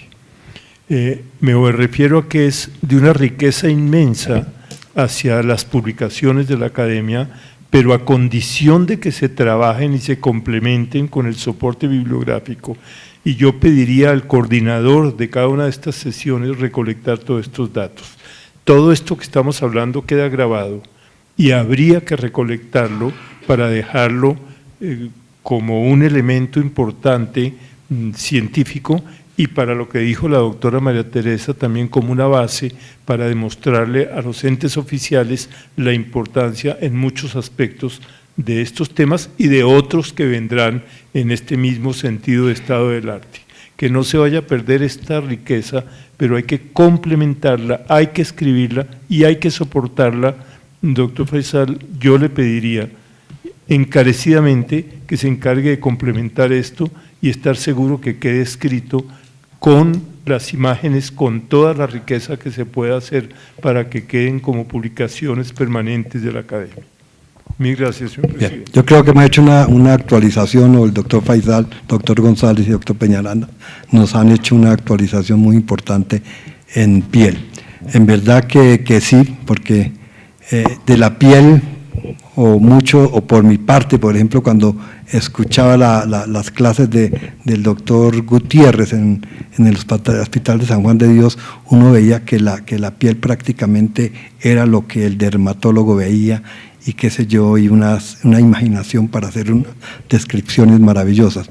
Pero ustedes ya nos han paseado en toda una serie de tratamientos y en toda una serie de resultados terapéuticos. El melanoma, yo trabajo en melanoma desde hace mucho tiempo, y el melanoma metastásico, el concepto que se tiene es que es mortal. Estos